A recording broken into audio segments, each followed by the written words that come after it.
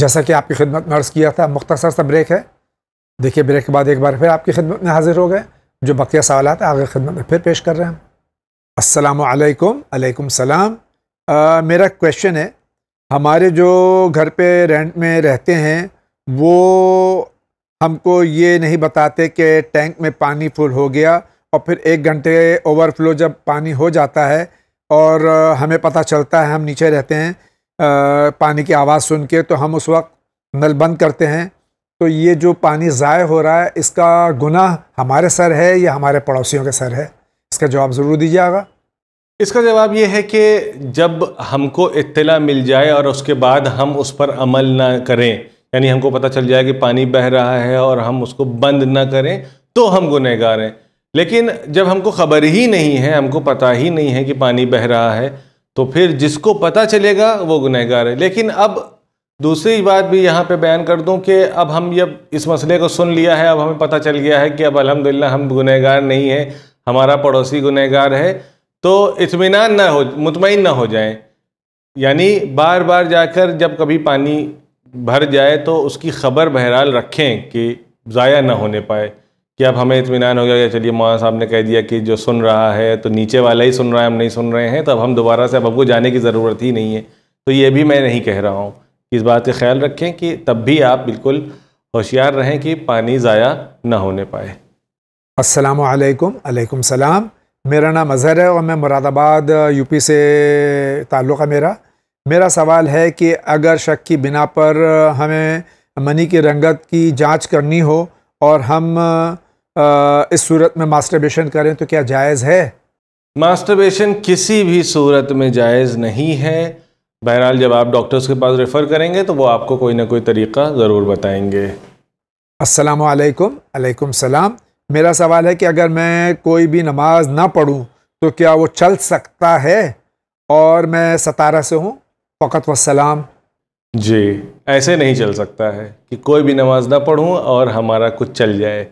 चलाने के लिए ज़रूरी ये है कि अगर हम चलाना चाहते हैं तो बहरहाल हमें अल्लाह की इबादत करनी पड़ेगी, वइल्ला हमारा कोई भी अमल काबिल कबूल नहीं है। क्योंकि रिवायात में है कि अगर हमारी नमाज कबूल हो गई तो बकिया अमाल भी कबूल हो जाएंगे। हमारे यहाँ एक तसव्वुर पाया जाता है कि हम कार खैर बहुत करते हैं, सदका बहुत देते हैं, गरीबों की बहुत मदद करते हैं, तो ये सब जो है ये मुस्तहब है, ताकीद की गई है। लेकिन वाजिब जो चीज़ें हैं, अगर हमने वाजिब अंजाम नहीं दिया है तो मुस्तहब ज़्यादा फ़ायदेमंद साबित होने वाले नहीं हैं। ये बिल्कुल वैसे ही है जैसे मैं अक्सर मिसाल देता हूँ कि हमने एग्ज़ाम नहीं दिया है लेकिन हमने जो प्रोजेक्ट था वो सबमिट कर दिया है। जब एग्ज़ाम नहीं दिया है तो फिर प्रोजेक्ट भी बेकार है। अगर एग्ज़ाम में पास हो गए तो प्रोजेक्ट जो सबमिट किया था उसका भी इंशाअल्लाह सवाब और नंबर मिलेगा।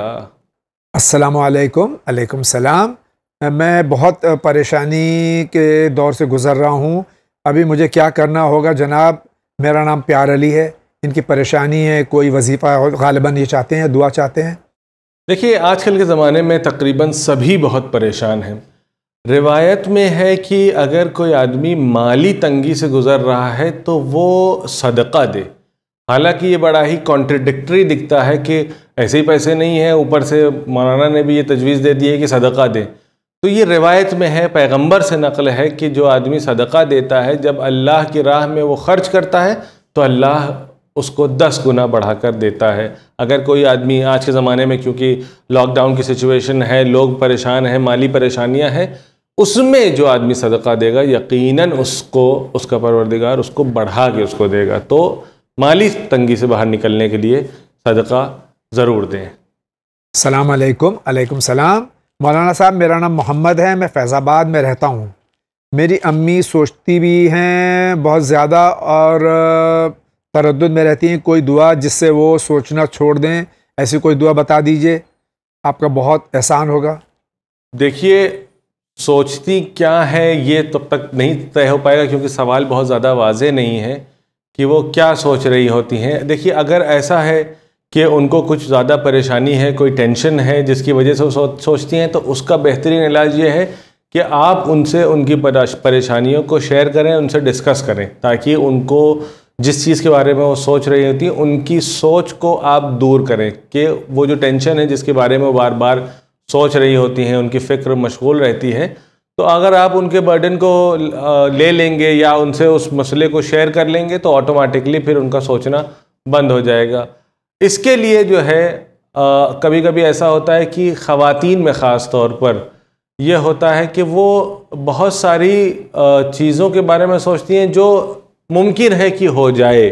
ये जो वसवसे होते हैं इसके लिए रिवायत में है कि वो सूरह नास की जो है बहुत कसरत से वो तिलावत करें, कुल औज़ु बिरब्बिन नास, इस सूरह की ज़्यादा से ज़्यादा जितना ज़्यादा हो सके इसकी तिलावत करें, ताकि जो वसवसा होता है और सवाल जहन में आते हैं ये ख़त्म हो जाए। अस्सलामु अलैकुम। अलैकुम सलाम जनाब, मैं अहमदाबाद से बोल रहा हूँ। अभी इस लॉकडाउन में मेरी जॉब चली गई है और फिनेंशियल प्रॉब्लम बढ़ गए हैं। ऐसे कुछ दुआ या इबादत बता दीजिए जिससे मेरी रोज़ी रोज़गार बढ़ जाए, इजाफा हो, कारोबार मेरा सही चलने लगे। अभी मैंने जैसे कि आपके सामने अर्ज़ किया कि सदका दीजिए, इंशाअल्लाह जो है अभी जो सिचुएशन चल रही है इसमें इंसान जो है परेशान है और इंशाअल्लाह सदका देने से आपकी बहुत सारी मुश्किलात आसान हो जाएंगी इंशाअल्लाह। अस्सलामु अलैकुम। अलैकुम सलाम। मेरा सवाल यह है कि अगर थर्सडे या फ्राइडे यानी जुमेरात या जुमे के दिन नाखून काटना भूल जाएं तो फिर किस दिन काटना चाहिए नाखून? नाखून काटने के लिए ट्यूसडे और सैटरडे के दिन जो है मकरूह करार दिया गया है कि ट्यूसडे और सैटरडे को न काटें, और जुमे के दिन को मुस्तहब करार दिया गया है। इसके अलावा ये जो ट्यूसडे सैटरडे के अलावा है किसी भी दिन वो नाखून काट सकती हैं, हालांकि बेहतर यह है कि शब में न काटें, दिन में नाखून को काटें ताकि शब की कराहत उसमें शामिल हाल ना हो। अस्सलामु अलैकुम। अलैकुम सलाम। एक बहुत अहम सवाल है जो कि टेलीफोन के ज़रिए मौसूल हुआ है मुझे, और वो ये है कि अनकरीब ईद उल अज़हा, ईद क़ुरबान, जिसको बहुत ही गलत तौर से लोग बकर ईद कहते हैं, जबकि सिर्फ ये बर-ए-सग़ीर और ख़ास तौर से हमारे मुल्क हिंदुस्तान में कहा जाता है, जबकि लफ्ज़ गलत है, इसका इस्तेमाल नहीं होना चाहिए। ये ईद उल अज़हा है, ईद क़ुरबान है, और सही लफ्ज़ इसका ईद उल अज़हा है। इसके सिलसिले में एक सवाल ये है कि ये जो पेंडेमिक फैला है और लॉकडाउन है इस वक्त, और हुकूमत की तरफ से पाबंदियां हैं जिसकी हमें भरपूर तायीद और हमें उसकी हर तरह से हमको उस पर अमल करना चाहिए। इस सूरत में मुख्तलिफ़ मकामात पे जो मंडियां लगती थीं जहां जानवरों की बिक्री होती थी क़ुरबानी के, वो इस साल मुमकिन नहीं है। तो ये सवाल हसन मुश्तबा अमरोहा से कर रहे हैं, और वो फरमाते हैं कि ऐसी सूरत में क़ुरबानी जो कि सुन्नत मुअक्कदा है उनके मुताबिक, तो उस सूरत में जहाँ जानवर मिलना भी मुश्किल है और उसकी क़ुरबानी के लिए बकर कसाब जो हैं उनका मिलना मुश्किल है और क़ुरबानी करना बहुत मुश्किल है, उस सूरत में क्या किया जाए? आगा इस सवाल का जवाब दीजिएगा। ये ओरली मुझे टेलीफोन के ज़रिए मिला है। जी, ये बिल्कुल आज के ज़माने में हमारे लिए बिल्कुल रेलेवेंट सवाल है, और ख़ुद इसमें पहले से इसके जवाबात मौजूद हैं हमारे यहाँ, हमारे मराजे के ज़रिए से पहले से ही इसके जवाबात मौजूद हैं, क्योंकि हमारे यहाँ अल्हम्दुलिल्लाह जो सवाल हो सकता है, पोटेंशियल क्वेश्चंस जो होते हैं, जो हमें लगता है अरे ये कहाँ होगा, ऐसे कब हो सकता है, लेकिन हो गया, तो अब ऐसे भी सवालात मौजूद हैं। ख़ुद आगा सिस्तानी की ज़ाहिरन वेबसाइट पर भी अगर आप थोड़ा सा सर्च करेंगे तो वहाँ पर भी आपको इसका जवाब मिल जाएगा, और मैंने अभी थोड़ी देर पहले एक बरादर के जवाब में इसको मैंने बयान भी किया, मुझे नहीं पता था कि ये सवाल भी आएगा। उसमें आगा ये इरशाद फरमाते हैं कि आज के ज़माने में, जैसे कि उन्होंने सवाल पूछने वाले साहब ने जो है इसकी तरफ इशारा किया, ये पैंडेमिक के दौर में यहाँ पर जाहिर सी बात है कि सोशल डिस्टेंसिंग और सैनिटाइजेशन, ये दोनों का बहुत ज़्यादा ख्याल रखना ज़रूरी है, और अगर ज़िंदा रहेंगे तो अगले साल इंशाअल्लाह अमन व अमनीयत और सेफ्टी के साथ और हेल्थ के साथ इंशाअल्लाह इस ईद को ज़रूर मनाएंगे। और मुस्तहब है, मुस्तहब काफ़ी ताकीद की गई है क़ुरबानी की। इस साल में चूँकि बहुत सारी जगह पर मंडियाँ नहीं हैं, और दूसरा ये कि अगर वहाँ जाते हैं तो हम अपने आप को एक्सपोज कर सकते हैं इस वायरस के लिए। दूसरा ये कि जब हम लेकर आते हैं तो फिर जाहिर सी बात है कि कस्साब नहीं मिलेगा, और अगर मिल गया तो फिर उसके बाद घर ब घर जाकर बांटना एक अलग काम है। यानी हर वो सिचुएशन इसमें बहुत ज़्यादा ऐसी है कि जहाँ पर इंसान अपने आप को वायरस के सामने एक्सपोज कर सकता है। ऐसी सिचुएशन के लिए महाराज कराम ने कहा है जहाँ पे बकरा ना मिले, या ये एक्स्ट्राऑर्डिनरी सिचुएशन जिसमें हम अभी हैं, ऐसी सिचुएशन में अगर किसी को नहीं मिल रहा है बकरा या वो करना चाहता है, तो बकरे के लिए जो हर साल वो रकम रखता था कि मिसाल के तौर पे 10,000 का, 15,000 का, 20,000 का, कई लोग तो 50,000 और 1 लाख रुपए भी खर्च करते हैं इस ईद के लिए बकरे के ऊपर। तो जो रकम हमने पहले से अपने जहन में सोची हुई थी कि हम बकरीद में खर्च करेंगे जानवर के लिए, उसी रकम को हम सदक़े के तौर पर राह खुदा में दे सकते हैं। हालांकि ये बहुत बड़ी बात है, अपने कलेजे पे पत्थर रखना पड़ेगा, क्योंकि हमारा मिजाज सदक़े का नाम सुनकर वो जो सबसे छोटा कॉइन और जो फटी वाली नोट होती है सिर्फ वहीं तक महदूद होता है। अब अगर किसी से कह दीजिए कि 10,000 रुपये सदका दे दीजिए तो उसकी जान तो आधी वैसे ही निकल जाती है। लेकिन खुद आगा सिस्तानी ने इसके लिए कहा है कि राय हल ये है कि इंसान को अगर जानवर नहीं मिल रहा है या आज की सिचुएशन में हम हैं, तो जो भी रकम हमने सोची है कि हम जानवर पे खर्च करेंगे, वो रकम हम राय खुदा में बनवाने सदका दे दें। क्योंकि जानवर का गोश्त भी जो है मुस्तहब यह है कि वो जो ज़रूरतमंद है उनको दिया जाए खाने के लिए, और ये पैसा भी जाहिर सी बात है सदका है तो ज़रूरतमंद को ही इनडायरेक्टली ये भी काम वैसे ही है, बेनिफिट जो है बहरहाल ज़रूरतमंद को ही पहुँचेगा। अस्सलामु अलैकुम। अलैकुम सलाम। मैं डोंगरी मुंबई से सैफुद्दीन बोल रहा हूँ। नमाज शब का वक्त कब तक है और इसका पढ़ने का फ़ायदा क्या है? नमाज शब ये वाहिद एक ऐसी मुस्तहब नमाज है जिसके बारे में पैगंबर ये इरशाद फरमाते हैं कि मुझे इसकी फ़जीलत इतनी ज़्यादा थी कि मुझे लगा था कि मुझको इसे हुक्म वजूब दे देने का शायद फरमान मिल जाए कि ये वाजिब करार दे दिया जाए। इतनी ज़्यादा अहम ये नमाज है और इसको पढ़ने की बहुत ज़्यादा ताकीद है, बहुत ज़्यादा ताकीद की गई है। इसी के साथ साथ वक्त इसका क्या है? वक्त फ़जीलत, एक वक्त फ़जीलत है, एक वक्त उमूमी। वक्त फ़जीलत यह है कि इसका वक्त फ़जीलत यानी अज़ान सुबह से पहले, तकरीबन अज़ान सुबह से पहले इसको इस तरीक़े से अदा किया जाए कि नमाज शब के ख़त्म होने के फ़ौरन बाद कुछ देर के बाद अज़ान सुबह हो जाए, ये वक्त फ़जीलत है। अब लेकिन मसला ये है कि एक आदमी है जो उस वक्त नहीं उठ सकता, उसे पता है कि वो देर से सो रहा है तो मुमकिन है कि अज़ान सुबह से पहले न उठ सके, या उसको मुश्किल है उठना, या कोई दूसरा मसला है नहीं उठ सकता है, या परेशान हाल है, या मुसाफिरत में जा रहा है। तो इजाज़त ये है कि अगर वो चाहे तो निस्फ शब के बाद, आधी रात के बाद, सोने से पहले, उसे पता है कि हम नमाज शब के लिए उस वक्त नहीं उठ सकते हैं अज़ान सुबह से पहले, तो सोने से पहले आधी रात के बाद इस नमाज को पढ़ सकता है, नमाज शब को पढ़ सकता है।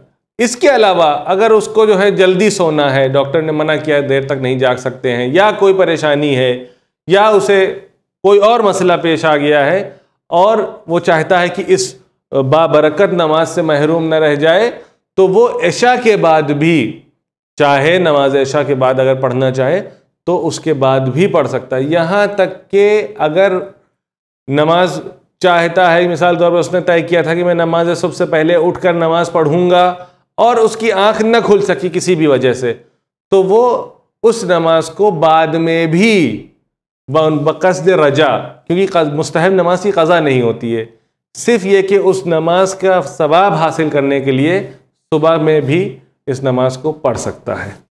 अस्सलामु अलैकुम। अलैकुम सलाम। ये डोंगरी से ही सवाल है, उन्हीं साहब का बोल रहे हैं कि हमें मोहम्मद वाले मोहम्मद अलैहिस्सलातु वस्सलाम के वसीले से कब्र के अज़ाब से निजात मिल जाएगी। मेरा सवाल यह है कि गुनाहान कबीरा सगीरा की वजह से मैं जो अज़ाब होता उस सिलसिले में आप क्या फरमाते हैं? क्या उससे किस तरह से निजात मिल सकती है? उनका गालिबन सवाल ये है। सवाल इंशाअल्लाह वाज़ेह है। और अज़ाब क़ब्र से में के लिए बहुत सारे गुनाहों के बारे में रवायात में ज़िक्र हुआ है कि जिनकी वजह से अज़ाब क़ब्र होगा। उसमें से जो है वो है गीबत। ज़बान के बहुत सारे गुनाह जो ज़बान के ज़रिए से होते हैं, किसी को ताना मारना, किसी की गीबत करना, किसी को बुरा भला कहना, ज़बान के गुनाहों में अक्सरियत वो गुनाह हैं जिनके वजह से फ़िशार क़ब्र होता है। इसके साथ साथ किसी नामहरम के साथ राबता होना, इसमें भी जो है फ़िशार क़ब्र है। ज़िना एक गुनाह है, अल्हम्दुलिल्लाह हमारे मोमिनीन इससे मुबर्री हैं, दूर हैं।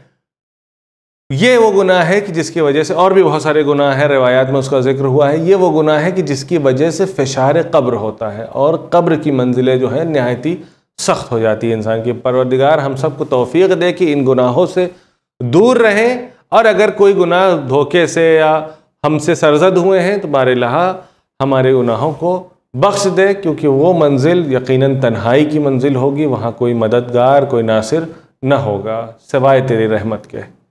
तीसरा सवाल उन्हीं साहब का है, कब्र के अजाब से बचने के लिए कौन से आमाल करने चाहिए ताकि कब्र में हम पुरसुकून तौर से सो सकें?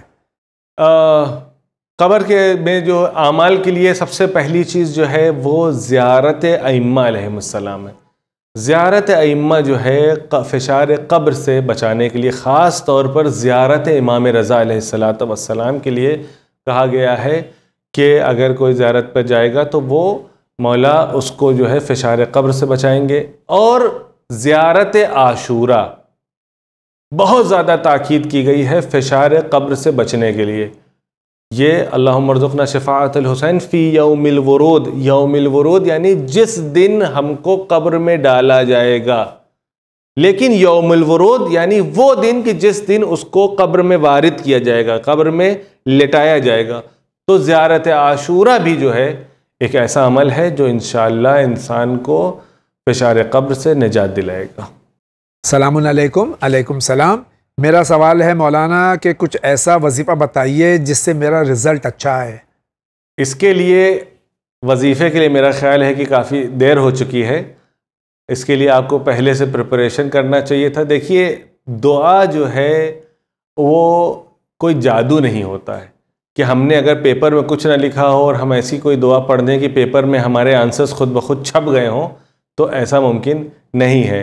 इंसान जो है मेहनत करता है, इंसान ज़हमत करता है और उसके बाद दुआ करता है।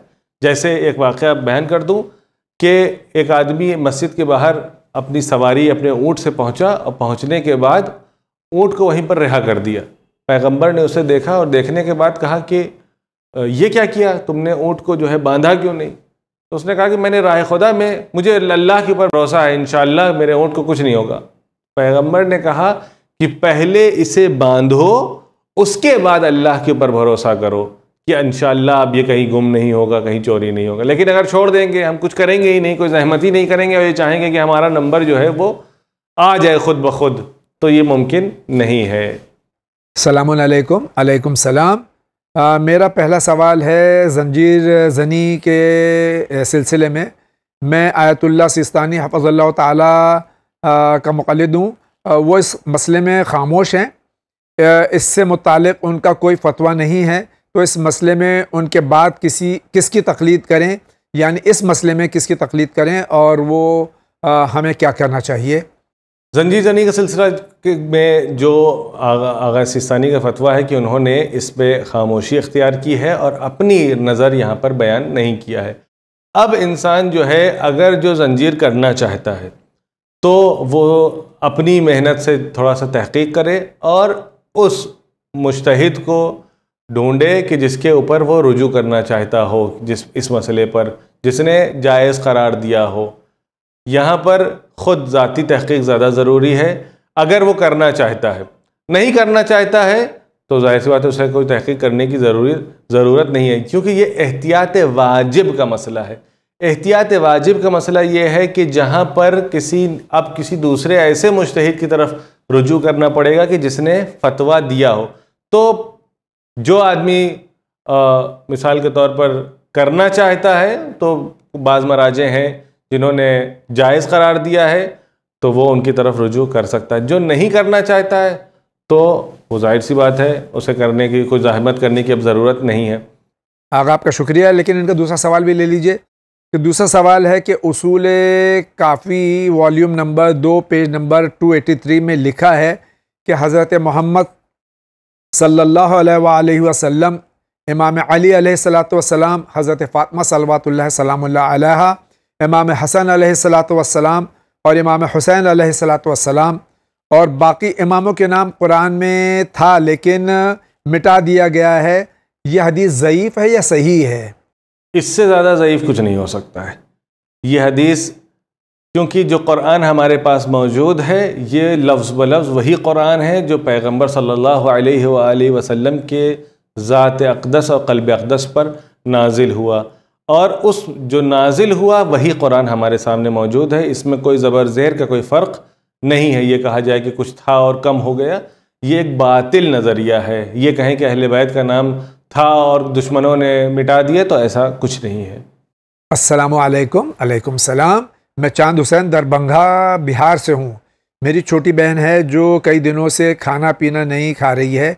उसे हर साल ऐसा प्रॉब्लम होता है और घर वाले बहुत परेशान हैं। कोई इसका हल बता दीजिए आप। पहली बात तो ये कि उसे किसी अच्छे डॉक्टर या साइकेट्रिस्ट, साइकोलॉजिस्ट या काउंसलर को बताइए और इंशाअल्लाह अज़ीज़ उसका हल उसी में है। लेकिन देखते हैं आगा क्या जवाब देते हैं। जी, ये एक मेडिकल प्रॉब्लम है, जैसा कि आपने कहा जावेद अंकल के इसमें जो है वो डॉक्टर की तरफ मुराजिया करें बजाय इसके कि आलिम से इसके सिलसिले में सवाल पूछा जाए। ये उसका एक मेडिकल प्रॉब्लम है। यकीनन जब आप डॉक्टर के पास जाएंगे या काउंसलिंग के लिए जाएंगे तो इंशाल्लाह इसका हल निकल आएगा। सलामुन अलैकुम। अलैकुम सलाम। मैं नोएडा से हूँ, गज़नफ़र अब्बास। सवाल मेरा है कि शावर के नीचे या पानी की टंकी के नीचे खड़े होकर गुस्ल जनाबत करना कैसा है और इसका तरीक़ा क्या है, मेहरबानी करके बता दीजिए। गुस्ल करने का तरीक़ा ये है कि पहले सर और गर्दन को धोना। देखिए, हमारे यहाँ एक बड़ा ही कुछ लोगों के जहन में एक मिसकंसेप्शन है कि वो ड्रॉप बाय ड्रॉप गिरता है पानी, तो पता नहीं उसके नीचे गुस्ल हो सकता है कि नहीं हो सकता है, मग से नहाएंगे।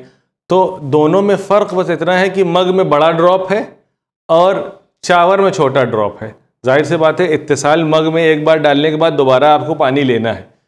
तो पानी कैसे आ रहा है, ड्रॉप ड्रॉप आ रहा है कि मग के ज़रिए से आ रहा है कि आप पाइप से नहा रहे हैं, ये मकसद नहीं है। मकसद ये है कि आपका सर और गर्दन या गुस्ल में पूरा बदन धुल जाना चाहिए।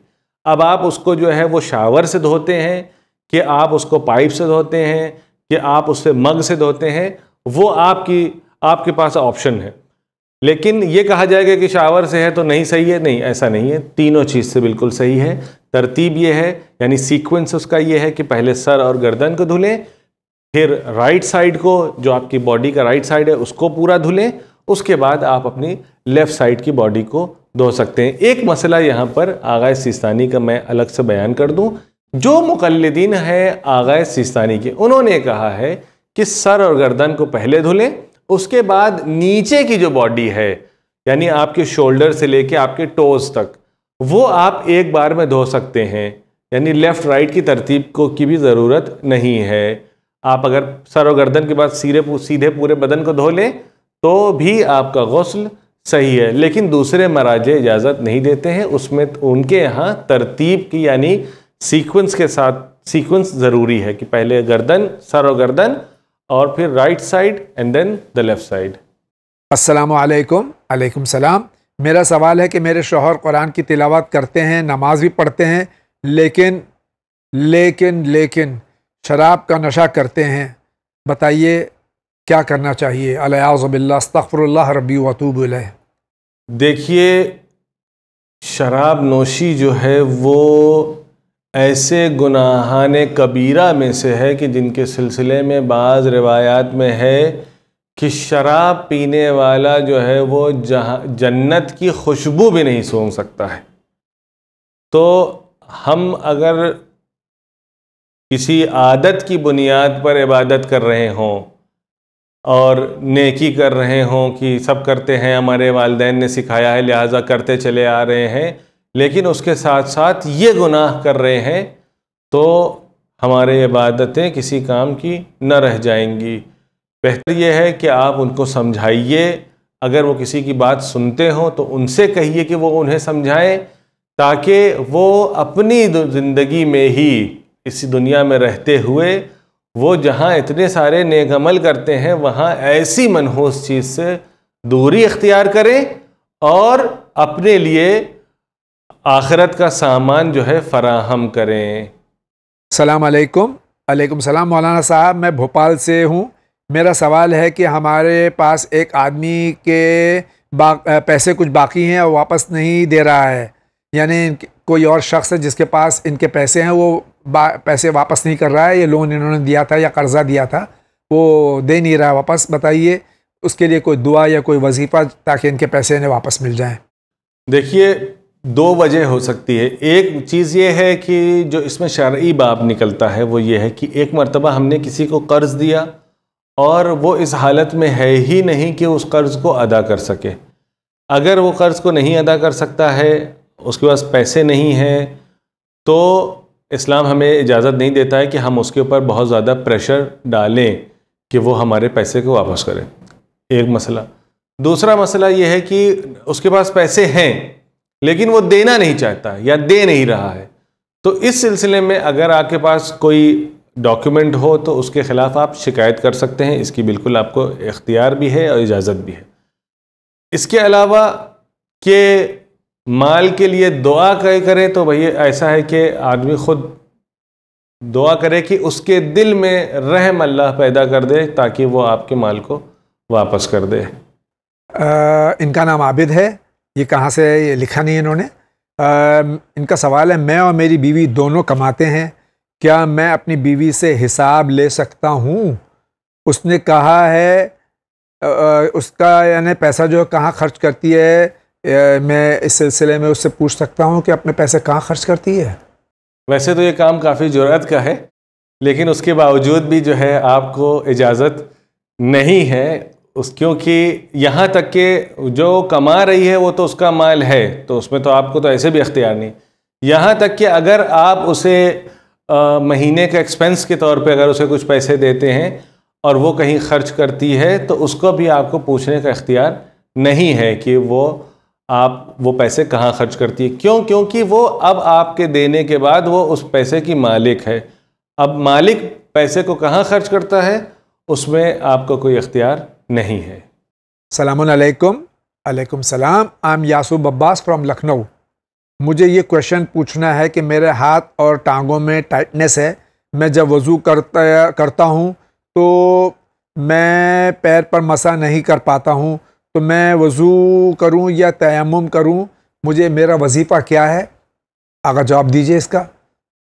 मुझे लगता है ये टाइटनेस से मुराद शायद बैंडेज है या शायद कुछ पट्टी बंधी है हाथ में या प्लास्टर है, इसकी वजह से। अगर किसी के हाथ में या ऐसी जगह पर कि जहाँ पर वज़ू करते वक्त उस जगह को धुलना ज़रूरी है या उस पर मसा करना ज़रूरी है, ऐसी जगह पर कोई बैंडेज है या पट्टी बंधी हुई है, तो वो उसका वजीफ़ा है वज़ू जबीरा। यानी अगर या तो पहले ये बताए कि वो उस पट्टी को खोल सकता है कि नहीं खोल सकता है।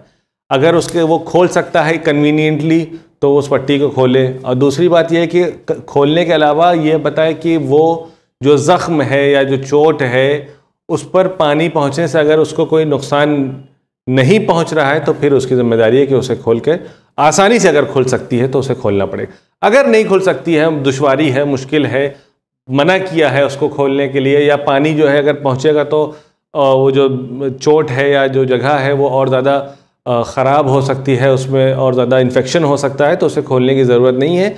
इस सूरत में अगर पट्टी ऊपर से पाक है यानी खून नहीं लगा हुआ है तो उस पट्टी के ऊपर से ही गीले हाथ से उसके ऊपर से अगर हाथ फेर देंगे तो वज़ू हो जाएगा। अगर पट्टी गीली है, पट्टी अगर नजिस है, खून के निशानात हैं उसमें, तो एक पाक कपड़ा उसके ऊपर रख कर उसके ऊपर से हाथ को फेरें ताकि जो है आपका वज़ू सही हो जाए। मसे के लिए भी यही है, अगर जो हिस्सा खुला हुआ है, अगर मिसाल के तौर पे आपके अंगूठे के नोक खुली हुई है तो वहाँ पर जो है मसा कर सकते हैं और उसके बाद मसा जो है जबीरे की शक्ल में अंजाम दे सकते हैं, कोई मसला नहीं है। तयम्मुम करने की ज़रूरत नहीं है यहाँ पर। अस्सलामु अलैकुम, अलैकुम सलाम। मेरी नमाज बहुत क़ज़ा हो चुकी है क्योंकि मेरी सर्विस ऐसी थी, जब भी वक्त मिल जाता था नमाज पढ़ लेता था, मगर उसकी अकाउंटेबिलिटी नहीं है। फ्राम 4th Feb to 20 से मैं बराबर नमाज पढ़ रहा हूँ। मेरी उम्र 58 साल की हो चुकी है। मैं क़ज़ा नमाज पढ़ना चाहता हूँ। कितने साल की नमाज अदा करनी है? यानी बता रहे हैं कि इन्होंने नमाज शुरू 58 साल की उम्र है और इन्होंने शुरू की है नमाज इसी साल फरवरी के महीने से। तो अब इनको कितनी साल की नमाज इनको क़ज़ा पढ़नी है, ये ज़रूर बता दीजिएगा आप। देखिए, आप जो लड़का है या लड़की है, लड़की जो है वो 9 साल पे बालिग होती है, लड़का जो है वो 15 साल पे बालिग होता है। 15 साल कमरी यानी चांद के हिसाब से तकरीबन 14.5 साल की उम्र में, यानी जो हमारा जो क्रिश्चियन कैलेंडर है इसके हिसाब से 14.5 ईयर्स में वो बालिग हो जाता है। लड़की तकरीबन 8 साल 8 महीने में बालिग हो जाती है। अब अगर आपकी एज मिसाल के तौर पर 58 है तो आप उसमें से उसको माइनस करेंगे, तकरीबन 44 ईयर्स 43-44 ईयर्स आपकी नमाज क़ज़ा है। अब इस 43 ईयर्स जो है 43, 44 या 44 अगर आप इसको कंसिडर कर लीजिए, तो ये 44 साल की नमाज में आपने कहा कि कभी पढ़ा कभी नहीं पढ़ा। तो अब आप ये तय करिए कि 44 साल की नमाज में आप कितने साल की नमाज आपने पढ़ी होगी सब मिला के। अगर आप ये कहते हैं मिसाल के तौर पर 14 साल की नमाज हमने कम व बेश पढ़ी होगी और बाकी 30 साल की नमाज हमने नहीं पढ़ा है जिसे हमें क़ज़ा करनी है, तो आप 30 साल की नमाज आपको क़ज़ा करनी पड़ेगी। यानी वो अदद कि जिसके बारे में आप श्योर हो जाएं कि हमारी क़ज़ा नमाज जो है, अगर हमने 30 साल की पढ़ ली तो हमारी सब के सब अदा हो जाएगी। उसके बाद मेरा नहीं ख्याल है कि यानी इंसान अपने से कहे कि उससे ज़्यादा मेरी नमाज क़ज़ा नहीं है, या 40 साल जो भी जिस फिगर पे भी वो इत्मीनान हासिल उनको हो जाए। आपको जिस फिगर पे भी इत्मीनान हासिल हो जाए कि अगर हमने 40 साल की पढ़ ली तब तो आप 100% श्योर कि मेरी सारी नमाजें अदा हो गई, तो फिर आपको 40 साल की नमाज पढ़नी पड़ेगी। ये एक अच्छी बात है कि कम से कम आदमी को इतनी उम्र में पहुंचने के बाद भी अपनी हयात में इस बात का ख्याल आ गया कि इंसान जो है अपनी क़ज़ा नमाज़ों की तरफ मुतवज्जे हो गया। वइल्ला बहुत सारे ऐसे होते हैं कि दुनिया से चले जाते हैं और क़ज़ा नमाज़ों की तरफ मुतवज्जे नहीं होते हैं। उसके लिए तो फिर अल्लाह जो है ऐसी नेक व सालेह औलाद दे कि जो इस वाजिब को अपने वालिदैन के लिए अंजाम दिलवाए उनके चले जाने के बाद। अस्सलामु अलैकुम, अलैकुम सलाम। ब्रदर अली जैदी साहब, मुझे बताइए आपकी चैनल से ज़ियारत नाहिया मुक़द्दसा क्यों बंद हो गई? ये एक सिस्टर हैं कश्मीर से सवाल कर रही हैं। आपका ये मारूज़ा मैं एडमिन की खिदमत में ज़रूर पेश कर दूंगा और पहुंच गया उन तक, और देखिए इस सिलसिले में क्या जवाब देते हैं। मैं भी दरख्वास्त करूंगा कि आपकी ये ख्वाहिश पूरी की जाए। बहन आपका बहुत बहुत शुक्रिया। आगा आपका भी बहुत बहुत शुक्रिया। अस्सलामु अलैकुम, अलैकुम सलाम। मेरा सवाल है कि जो ट्रांसजेंडर यानी किन्नर होते हैं, क्या ये लोग लूत अलैहिस्सलाम की उम्मत से हैं या हमारे नबी की उम्मत से हैं? देखिए, जो ट्रांसजेंडर होते हैं इनका लूत अलैहिस्सलाम की उम्मत से कोई मतलब नहीं है। ट्रांसजेंडर जो है, जाहिर सी बात है, जो अफराद ट्रांसजेंडर के जिनका शुमार होता है, जो खुनसा होते हैं, वो हमारे ज़माने में भी मौजूद हैं। तो क्या हम लोग जनाब लूत की उम्मत में से नहीं? ये सब पैगंबर की उम्मत में है इस टाइम अगर चुके हैं तो। देखिए, ट्रांसजेंडर होना या खुनसा होना कोई हर्ज नहीं है, लेकिन वो जो एक नई बीमारी जो आजकल काफ़ी ज़्यादा उसको प्रमोट भी किया जा रहा है, मुझे नहीं समझ में आ रहा है क्यों, जबकि हिंदुस्तान में और दुनिया भर में अगर इसका एक परसेंटेज निकाला जाए तो शायद इनकी अदद 1% भी नहीं होगी ठीक से। वो है LGBTQRST, जो आजकल अदद बढ़ती चली जा रही है। ये इन लोगों की जो ये कहते हैं कि ये प्रेफरेंस है, प्रेफरेंस के ख़िलाफ़ ये जो लोग कहते हैं कि ये प्रेफरेंस है, इस्लाम इस प्रेफरेंस को नहीं मानता है। अदरवाइज़ जो कुछ लोग होते हैं जो खुनसा हैं, जो ट्रांसजेंडर हैं, ये एक नेचुरल चीज़ है जिसमें इंसान के अंदर जो है वो फिज़िकल चेंजेस पैदा होते हैं, जिसकी वजह से इंसान मुमकिन है कि जब पैदा हुआ हो तो वो एक लड़की की शक्ल में हो और कुछ अरसे के बाद उसके अंदर वो अलामतें ज़ाहिर हो जाएं जो अलामतें मर्दानगी की होती। तो कोई इसमें कोई मसला नहीं है। ख़ुद अमीर अल-मोमिनीन के ज़माने में ये वाक़या पेश आया कि एक ख़ातून थी जिनकी शादी हुई, उनसे 2 बच्चे हुए, उसके बाद जो है ये अलामत ज़ाहिर हो गई। तो फिर जब अमीर अल-मोमिनीन से इससे सवाल पूछा गया तो अमीर अल-मोमिनीन ने कहा कि अब जो है इन खातून जो पहले खातून थी, अब इनका शुमार मर्दों में होगा। तो और उसके बाद जो निकाह था वो फस्ख हो गया, निकाह खुद ब खुद बातिल हो गया। और जो पहले ज़ौजा थी अब चूँकि वो मर्द बन गई तो वो अपने शौहर, जो पहले उनका शौहर था, उसके साथ खड़े होकर मर्दों के सफ़ में नमाज अदा करती थी। तो ये कोई अनोखी चीज़ नहीं है, ये हमेशा से होता आया है। ये खिलकत कुछ लोगों की इस तरीके की होती है। लेकिन ये जो आजकल जो एक मसला चल रहा है, गे राइट्स, उसके बाद जो LGBTQ कम्युनिटी है, इनके सिलसिले में इस चीज़ को इस्लाम एक्सेप्ट नहीं करता है। Is it necessary to perform wuzu just after ghusl to say namaz? If I had said niyat that ghusl करता हूँ मैं जनाबत की क़ुर्बतन लिल्लाह while taking a bath, what niyat I have to do during ghusl to say namaz if I don't want to perform wuzu?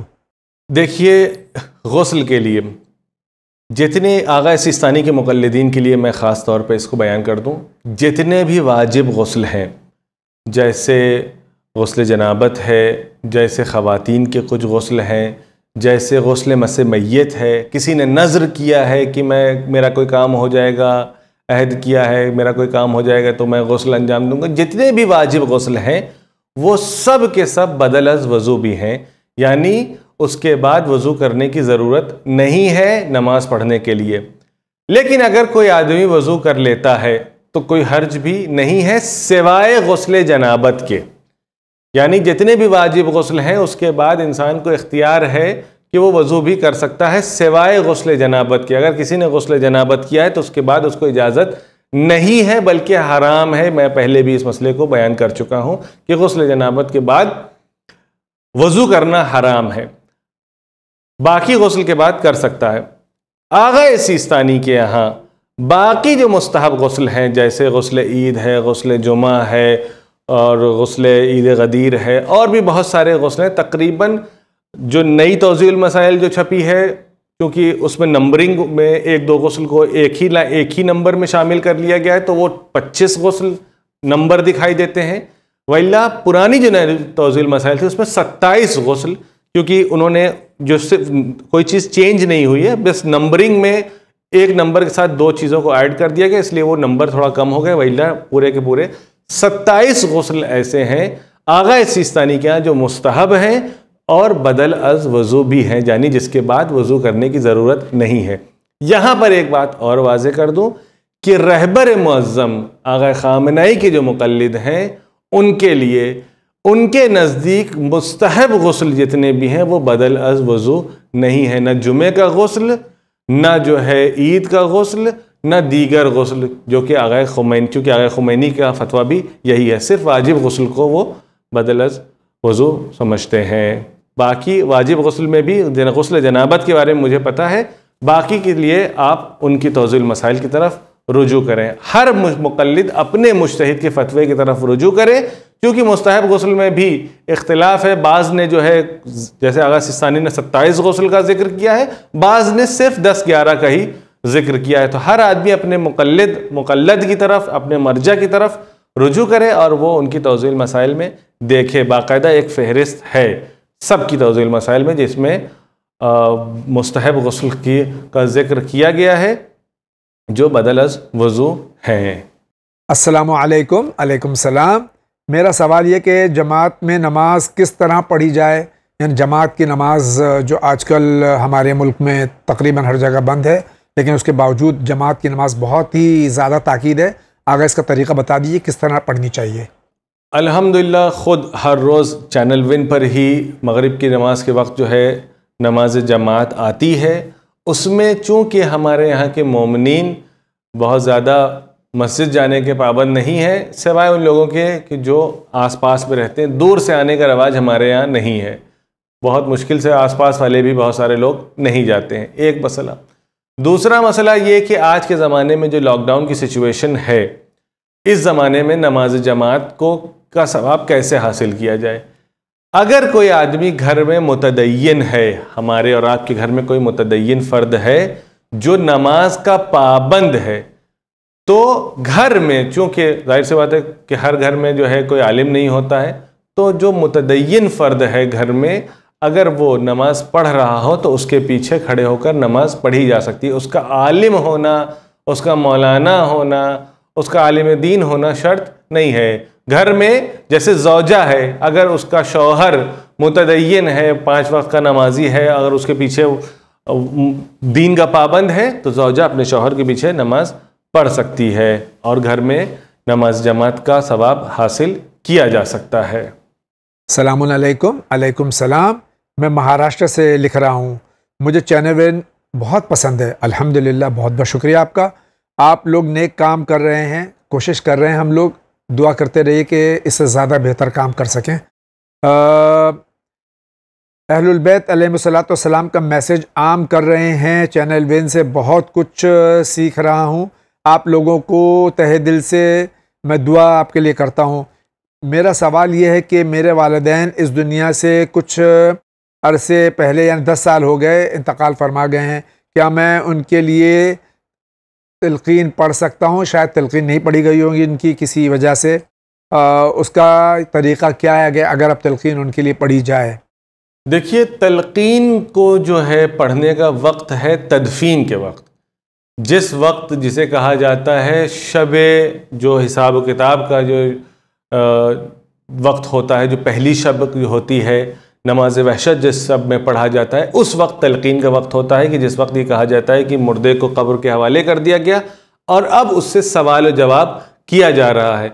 तो तलकीन जो होती है कि उसके जहन में, मिसाल के तौर पर, वो कब्र की वहशत की वजह से उसके जहन में जवाबात नहीं आ रहे हैं, लिहाजा तलकीन उस वक्त पढ़ा जाता है कि जब ये तलकीन के जो अल्फाज हैं, ये कहा जाए कि जब तुम्हारे पास जो 2 मलक हैं और आए, और आने के बाद तुमसे सवाल करें कि तुम्हारा रब कौन है, तो कहना अल्लाह जल्ला जलालहू, तुम्हारा नबी कौन है, तो कहना हज़रत मोहम्मद सल्लल्लाहु अलैहि वसल्लम, तुम्हारा इमाम कौन है। तो इस तरीके से जो है बार बार जो है वो तलकीन कहते हैं यादावरी को, यानी रिमाइंड करने को। लेकिन अब अगर 10 साल के बाद हम चाहें उनको रिमाइंड करने के लिए, तो कोई ख़ास माने नहीं बनता है। लेकिन अगर आप ये कि रजा के तो उन्वान से कि मैं पढ़ना चाहता हूँ, तो आप पढ़ें, तो इसमें बज़ाहिर कोई हर्ज नहीं है, वइल्ला कोई फ़ायदा बमसूरत नहीं है। ये शब अव्वल की चीज़ है, अब पढ़ने से कोई ख़ास फ़ायदा उससे हासिल होने वाला नहीं है। सलामुन अलैकुम। विच इज़ द बेस्ट अमल फॉर मरहुमीन? ये ख़ास तौर से अपनी वालदा के लिए पूछ रहे हैं कि उन मरहुमा के लिए बेहतरीन अमल क्या करना चाहिए जिससे कि उनकी रूह को शादगी और आराम मिले। विच इज़ द बेस्ट अमल?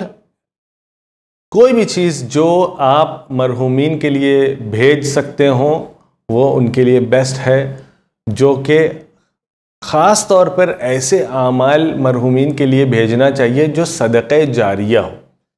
सदक़े जारिया अगर मरहुमीन के लिए किया जाए तो वो जो है, चूँकि मिसाल के तौर पर हमने किसी गरीब को कुछ दिया, खाने पीने का सामान दिया, कुछ लिबास दे दिया, तो अगर हमने, जब तक वो लिबास पहन रहा है तब तक उसका सवाब हमारे मरहुमीन तक जा रहा है। जब तक हमने उसको 2 रोटी दे दी है, जब तक उसका पेट उस रोटी से भरा हुआ है, तब तक उसको जो है हमारे मरहुमीन को उसका सवाब जा रहा है। लेकिन अगर हमने सदक़े जारिया अगर किया, सदक़े जारिया यानी ऐसा सदक़ा जो कंटिन्यूसली रहने वाला है, जो आदमी है आज चला गया कल, लेकिन उसके बाद भी वो सदक़ा कंटिन्यूसली चल रहा है, उससे लोगों को बेनिफिट हो रहा है।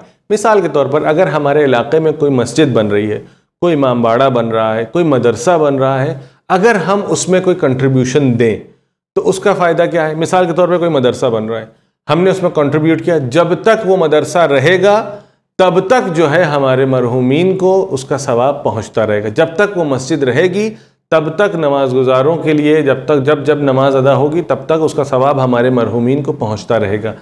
जब तक मदरसा मिसाल के तौर पर 100 साल के बाद गिर गया, लेकिन वहां से जिसने जो इल्म हासिल किया है वो जिंदा है, उन्होंने किसी और को पढ़ाया वो जिंदा है, उनसे सीखने वाले आगे बढ़ गई, नेक्स्ट जनरेशन आ गई, वो जिंदा है। इसी तरीके से ये वो सदक़ात हैं, जब तक के आखिरी फर्द तक दुनिया में रहेगा तब तक हमारे मरहूमीन को सवाब पहुंचता रहेगा।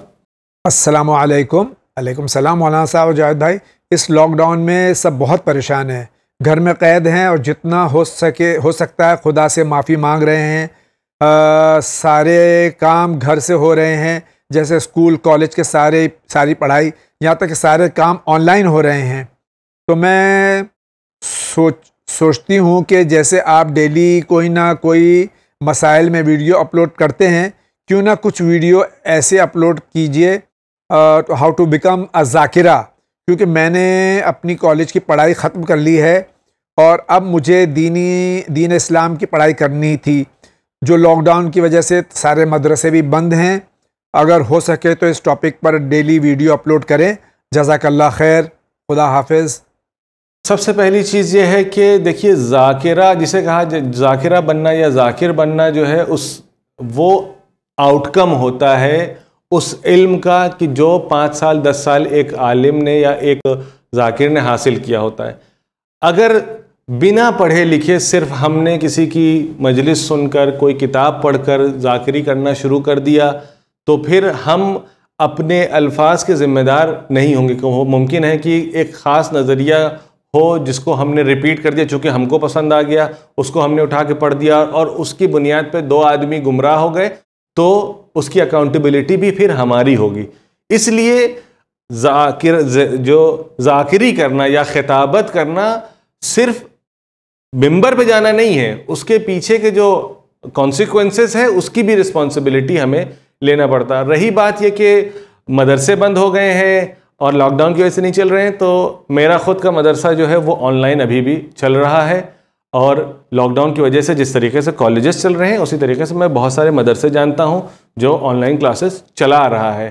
तो अगर आप चाहें तो आप पहले ज़रा कोशिश करें ढूंढने की, इंशाअल्लाह ज़रूर मिलेगा। हालांकि हम लोगों को अल्लाह और रसूल की याद तभी आती है जब कोई मुसीबत नाजिल होती है, वरना नॉर्मल दिनों में किसी आम तौर पे लोगों का जहन मदरसों की तरफ और दीनी तालीम की तरफ और इस्लामी तालीम की तरफ नहीं जाता है। नाज़रीन इकराम, आज के इस एपिसोड का वक्त ख़त्म हुआ चाहता है, लेकिन इससे कबल के हम इख्तिताम पर ले जाएं अपना ये मरहला और अपना एपिसोड, मैं एक बार फिर जो ये पेंडेमिक पूरी दुनिया में फैला हुआ है और ये वबा जो बहर सूरत पूरी दुनिया को अपने घेरे में लिए हुए है, मैं अल्लाह सुब्हाना व तआला से दुआ गो हूँ कि अल्लाह ताला पूरी दुनिया में हमारे मराजा किराम, उलमाए हक़, तमाम मोमिनीन व मोमिनात, तमाम नाजरीन और तमाम बनी नौ इंसान को अल्लाह ताला इस वबा और इस मर्ज़ से महफूज रखे, और जो इस मर्ज़ में मुब्तला हैं बहक़ मोहम्मद व आले मोहम्मद अलैहिस्सलातु वस्सलाम, अल्लाह उनको सेहत कुल्ली अता फ़रमाए, और जो इस दुनिया से रुखसत हो चुके हैं मोमिनीन व मोमिनात, अल्लाह ताला उनको जवार मासूमीन अलैहिस्सलातु वस्सलाम में जगह अता फ़रमाए। इंशाअल्लाह ज़िंदगी रही तो फिर आपसे मुलाकात होगी, तब तक के लिए इजाज़त दीजिए। व आखिर दावाना अनिल हम्दुलिल्लाहि रब्बिल आलमीन।